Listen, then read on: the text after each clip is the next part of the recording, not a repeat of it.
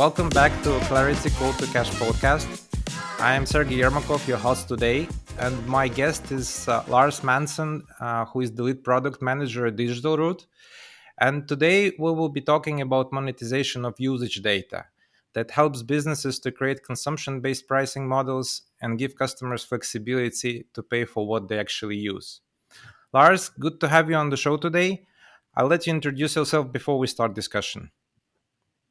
So, hey, thanks, Sergey. Nice to be here on the show. As you were saying, Lars Månsson here, running the product management for our cloud-based services here at DigitalRoute. We call the platform the usage engine today, which is, as you can hear, about usage data fitting into the quote-to-cash processes and monetization and so forth. I have a background from telecoms industry before joining DigitalRoute, where usage subscriptions has been around for a couple of decades, but in a quite complex landscape. So that's a bit where I come from before joining DigitalRoute as well. Okay, perfect. Thank you. So I think that you mentioned telecom, and I think that if we look back into history, I think that the services industries and especially telecom have been the industry that initiated all this movement related to the consumption-based pricing models. And if we look back at the history, then we clearly see that even telecoms some time ago, they started with the flat rate pricing for their services.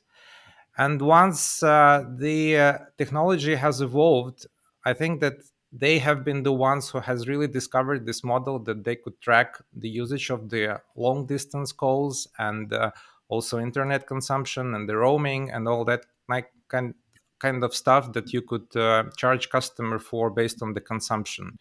So could you share a little bit of your experience from the telecom and the usage-based pricing models there? I mean, sure. And as you mentioned, it has been kind of going in waves in the telecom business. The flat fees, bundles, packages versus pay-as-you-go models. But there's also been the prepaid models, whereas that has just been consumption-based over the time. So looking at the telecoms industry is interesting because you could actually find most of the models that we talk about today in other industries in different waves. And it's not only been about monetizing usage, it's about driving intelligence based on usage. It's about driving upsell based on usage, moving the customer from one subscription package to another. So you can almost find all the models. You can even find usage-based settlement models because they package a triple play or they package a quad play offering to you. But on the back-end side of that, they actually need to see how you're consuming it because they need to settle costs. They need to do it with partners or between different departments itself.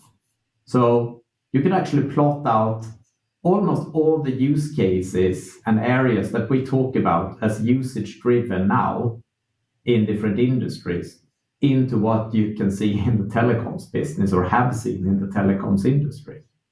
So that's kind of fascinating if you go look about it from, 2 decades and up to now. So to give you a flavor. Yes, I think that many companies right now basically is taking the same journey. They start with selling subscription services with, in most cases, with flat monthly fees. And they clearly see that introducing the usage-based type of the pricing, they could achieve definitely much more because they get better understanding, first of all, of the how the services is used by the customer. And what do you think that would be the right moment for the companies that are already starting this journey with the subscription-based services? What would be the right time for them to start thinking about the usage and the usage-based pricing? It of course varies a bit between different industries, but there's a clear trend towards at least a factor of your subscription is going to be based on consumption. Because it entails for the customer, it's all about as well if you're offering a subscription, you need to make the customer renew. You need to make sure that you show continuous value to the customer. If you would just charge that customer a flat fee per month, which does not really relate to how the service has been consumed or used, then you're missing out one of the points, that it does not really provide all the fairness. So if you add the element of fairness, aka usage or consumptions, either on top of your subscription or even on top of your product sales or on top of your service contract, that gives the consumer, the customer, either that's B2B or B2C, an element of fairness again. For the company itself who offers it, it's also relating to the actual value that they are providing. And again, it gives them the upsell opportunities, gives them the capability to renew the customer more easy as well, because it has related to value. It can be anything from number of holes drilled, number of reports run, if we talk about software as a service, number of API calls you've done over a month, number of movements of a crane, number of, even we are hearing about models right now, in the health industry or life science industry, like the dentist chair as a service. Number of patients that sits in that chair relates to the value that dentist chair has provided to the dentist, the private practicing dentist, over this year. So he can actually subscribe to the share with an element of pay per use, instead of investing millions and millions upfront using or buying that share, going to the bank and taking out a big mortgage. So you can find so many different use cases that relates nowadays to an element of fairness and consumption. Yes, the most recent example that I have heard is coming from the company that are painting the pipelines, and so they are charging for the miles of the pipeline that they paint. And so I think that it could be extremely creative and very innovative type of the business models that could be created around the usage and actual consumption. Yeah. So yes, so if we look at these models from your perspective, what would be the right way to monetize usage? What typical company that is thinking of like going from the just simple painting into the miles of painting? What would be the typical challenges they face and how they should really monetize this model? I mean, first of all, there is, I think, and I'm sorry to say, for some enterprises, they do not really know how their customers are using their services today. So how would they be able to build up a pricing model which is relevant to the customer? They need to take a few basic steps first. The nice thing today is that, if we talk about equipment, we have IoT. We have IoT connectivity. We have sensors. We can meter. We can measure so many more things today than you could yesterday. The same thing if you provide a software-based service. You can measure so many clicks and so how a customer is using the software service that you couldn't yesterday, because you used to ship a CD with a piece of software on it that the customer installed themselves. So that whole enablement layer, first of all, needs to be in place, which is the connectivity, which is the metering. And now I'm not talking about adding it as a monetary value. I'm talking about the actual fact of gathering the data. And this is the very first step. And obviously I might be a bit biased because, DigitalRoute, we have the usage engine, we have a platform to collect all these data points. But what I see and what we strongly believe is that once you start to connect and collect this data from the data sources, you should be doing that to be able to let's call it meet the data early.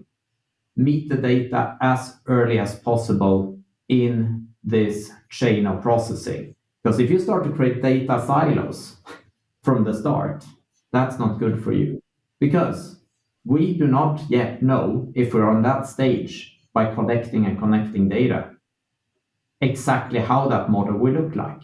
But we do need to take that first step. Ensure that the data is there, accurate, connected, and collected. That's the very basic first step. Our next steps is, and this is again before considering the actual price model, including the fair element of usage. It's really to start to bind the data together, stitch it together, correlate it, aggregate it, and combine it with the products that has been sold, the definition of them, who is the customer account, what hierarchy is the customer in, etc. Put color to that usage data as soon as you have collected it. That's where you can start to gain insights. Yourself as an organization, product manager, pricing manager, to start to gain insight. How is this customer segment using our service? But also customer experience. You can actually communicate and talk to your customers about how they are using the service, even before you might put the price model in place with a consumption-based element. Then we talk about monetization of the usage. Because it's first then you actually know how the customers are using the service and you have started communicating with the customers and given them the customer experience to tell them how they're using the service. Then you can, with credibility, model your usage-based pricing elements into your offerings. Will you get it right day number one? No, most likely not totally. But can you start iterate on it because you have the right data? Yes, you can. So this is kind of at least the 3 steps to get to this monetization of usage data. Connect and collect, create structure and put relevance to it, information, provide insights, and then build out your usage-based business models. Yeah, so I think that we see a lot of good examples from the software, the service world, especially on the platform side, like Amazon Web Services, for example, where you, depending on your usage pattern, you could switch from the lowest price service model to the more expensive when you start using more. So, and I think that we could find a lot of different examples from the businesses who has achieved this already, and big time learn from them on how to properly set up this consumption analysis, consumption patterns, and build pricing based on that. Absolutely. Good. So another thing that I wanted to ask you is like that if we're looking at the typical usage-based business models, so we would come up with different use cases around that, and also with the different pricing scenarios around these use cases. So would you like have your list of the best preferred consumption-based type of the models that you would like to mention? Sure. Let's bring up a few examples. And this might not be the most obvious ones because we talked about software as a service, Yes. which per se can be monetized because you sit on the data. You mentioned AWS, etc. You can see software companies starting to do this more and more. So that's of course one thing. But I would like to bring up a couple of other ones. And one of them comes from the manufacturing space.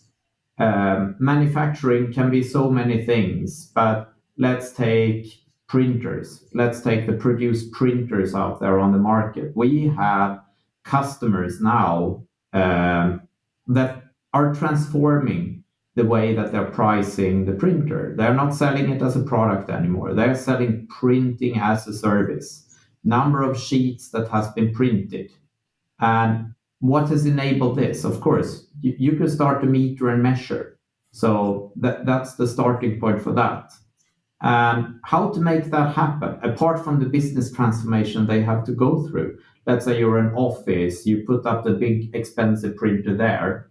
Of course, you can measure how many copies it has printed. But it's more than that, of course. It's about the whole quote to cash landscape that they have built out over the years. And it has been designed to be product sales, partner and or direct sales. Quote the printer, make a sales order, ship it, sign a service contract, and that's it. So what we have helped them with is, of course, the usage-based element to connect and collect that data and monetize it. But they have actually went through a quote to cash transformation at the same time as well to very much adjust and change their quote to cash landscape together with adding usage as part of their business model. So this is one thing that we're seeing in a lot of industries that has produced physical goods in one way or another in the past life and transformed themselves into an as a service sales model, partly or completely. So that's one example that we see. We also see usage being used for some other things than just monetization. So fulfillment of consumables. So we talked about IoT and what that has helped on this journey to have things connected and collected. So one use case that we have, and this is your actually it's your robotic vacuum cleaner that you might have at home. Some have started to sell that as a service rather than as a product. And it can actually measure how much floor space you have swept. Mm-hmm. So it could be your package. I have this big size of a house or apartment. I'm going to sweep twice a week. And this is the square meters covered. And you have a plan that allows you to use that for that. But they actually use it for another purpose as well. And that's really much for customer satisfaction and ensuring that the customer keeps using the products. They send out replenishment of your brushes depending on how many square meters you have swept. So you get home new brushes to your robotic vacuum cleaner. So that's another use case, not directly monetized, but indirectly, yes, it is about monetizing the whole subscription offer and the customer experience. And it's using one thing, usage data. Yes, and I think that, well, in this example, one of the most important things that is related to the consumables is that you are making sure that they are first of all delivered on time. This is related to the customer satisfaction, and another most important, very important component of that is that you make sure that you get this constant purchases coming from the customer side, because if, for example, filter is not purchased on time, you are just like losing your sale, and you are losing this volume of consumables that could be delivered to the customers. And I think that this is additional value that is coming to the manufacturer companies who are implementing this type of the business models. Sure. Can I bring up a third one? Because I Sure. like that as well, because I'm a Swede. There are some car manufacturers or car OEMs around here, as they are in other countries as well. So mobility as a service, whether that is the car OEM or whether it's the truck company that provides a large fleet of trucks. We see some digital services coming along, and they used to be quite a lot of like a flat fee subscription in the past. You get access to some digital services in your connected car, some entertainment, some roadside information. If you own a fleet of trucks, you might have a software application where you can monitor your trucks, get some alarms for maintenance, check the fleet's health, fuel efficiency, etc. They have used to be priced quite flat in the beginning of the subscription era. If you start to add an element of usage to them, and this is what a lot of mobility as a service providers are doing, either they come from the traditional OEM space of manufacturing of cars, buses, or trucks, or they come from another approach. They use usage data nowadays to tell something about mileage driven, and different events that relates to how you're using it. So they start to add a mix and blend of that into their reoccurring offerings, whether that's the service contract for the fleet, whether it's an outcome, how much fuel have you saved, fuel efficiency if you're a fleet owner, or even in B2C mode, how many kilometers have you driven your car that you subscribe to. So that's the monetized part. But they are also big time into settlements. And again, because they bring in partner ecosystems, not all these services are provided by them themselves. They have resellers, they have partners, there are third party providers. That is part of providing the service. So they need to actually use usage data, again, not just for monetization, but to start to settle between the partners themselves, cost and revenue. And it's again driven out of the same type of data sources, the sources that tells you something about how the service has been used. So again, different purposes, same type of usage data in the beginning. Yes, and I think in that sense you could like think about the end-to-end customer experience related to the usage of your core product. Like with this example with the telematics, I think that by, for example, analyzing where the customer is located at the present moment, business can send kind of the real-time response promotion to the immediate need. For example, refueling the car, or services, or maybe even some food, and the I don't know, uh, stores, whatever you can push to the customer within the car through the infotainment system. I mean, everything could be relevant for the end-to-end customer experience. Yeah. And again, the fleet owner, what is he interested in? Uptime, for instance. How is his fleet available to be on the roads? You could add an element of that into your service level agreements as well, instead of just paying a flat fee every quarter or every year for your roadside assistance and your availability of the fleet. It's actually accurately going to prove that your fleet was available, your trucks were available, they did not break down. And again, that's operational usage data that tells you something about that. And that's something you can monetize in your service contracts. So there's a lot of different aspects to this. And apart from I keep talking about usage processing, of course, because that's what we do. But we should also talk about the quote to cash landscape, and that, Sergey, like it has implications and, should we say, complexities, but also opportunities to transform the quote to cash landscape, because this is a bit different than your traditional product sales.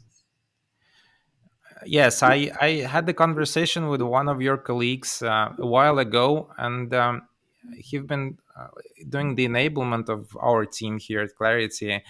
And there was one phrase that I keep repeating to my customers all the time. So basically, the data mediation is very simple. It converts the consumption data into the billable item in the billing system. So it brings us to another topic related to the quote to cash. So this is not just the consumption data capturing analysis, but there is much more in the package for companies to be able to build this charge plans and these pricing models and implement them successfully. So I think that we should think about more than just consumption data aggregating and analysis. We should also think about the quoting systems that are enabling this service provision to the customers, about the billing systems that are able to charge based on the data that we receive and according to our rate plans. Yeah. So yes, another thing, that aspect that we touched a little bit, is the benefits. So it's clearly that customers are getting the better customer experience from the usage-based pricing models, because they are getting exactly what they need and exactly in the amount they need. For the businesses, it gives much more agility and flexibility, and also opportunity to create not just like the service portfolio, but also extend it with the ecosystem. What other benefits would you see as the important ones that we should consider when we're thinking about the usage-based pricing models from both Hmm. sides, customer and also the company who is moving in that direction? Absolutely. I mean, yeah, again, business value. You could relate it to another item to add to your top line revenue, usage-based revenues. But it's also about the predictability of the services that you provide, because usage gives you insight. How is this service being used over time? You can actually forecast, product plan your pricing models differently as well as forecast and plan your revenues going forward as well, because you know so much more about how the services are being used. Uh, does that relate? Can you relate and link it to your costs when you provide that services? Yes, in a better way, because you can actually combine the two to ensure that you have the right margins on what you're providing. So usage data tells you so much.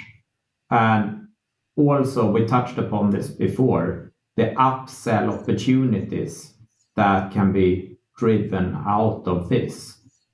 Customer experience, and you could tell how the user is using the service. That's the foundation to be able to upsell them as well, to tell the customer you have overconsumed or you're about to overconsume, which is even better than say to the customer you have overconsumed.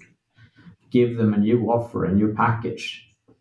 That's again why in this quote to cash landscape, and this is a bit taking a step back, it's relevant, just as you're saying, inject usage into the quote process as well. So your CRM and CPQ processes to make them data driven. One of the data points is definitely usage. And that's before you're monetizing it as well, to be able to suggest the right packages to the customers. So that's also turned into a business benefit of upsell, and also, by the way, churn prevention. Um, Sure. if you see a drop in how a customer is using the service, that might be something wrong. You might not offer the right service to this customer at this time. So you can proactively go in, customer success wise, and start to talk to your client about this. Yes, and make sure that your services are continuously getting improved. Exactly, exactly. And again, coming back to the customer and the user benefit is, of course, the fairness of the model. It's a pricing model that starts to resonate with them. It's relevant. You're actually being charged for something that has been relevant to how you're using the service. Um, I have a gym subscription. I rarely go to the gym. Will I renew, or will I leave that gym when it's time to renew it? Have they made some money out of me the last months? For sure. But will I renew? Doubtful, right? Yes, and from the customer experience perspective, it would be great to get a reminder, right? At least once per week. Yeah, I get reminded in another way, but hey. Okay, good. So I think that it's like very valuable points to mention. How would you see this path like going to the journey to usage? How would you Hmm. describe what would be the proper steps to take for the companies who are thinking about this, implementing this type of the usage-based subscription services in their companies? Yeah, so from our perspective, we have this prescribed journey to usage model with the steps. I described a few of them. We have quite a lot more material. We have quite a lot more, obviously, knowledge in the area. Um, we as DigitalRoute, we have existed now for 22 years in the market, starting the telecoms industry, moving into enterprises since more than a decade ago. So we built up this model, and it's actually proven to work. So from the DigitalRoute perspective, we're happily engaging together with our partners, etc., with the customers onto this journey. And I've just picked a few of the points, but would obviously gladly like to discuss those points in more detail as well, and give more customer examples.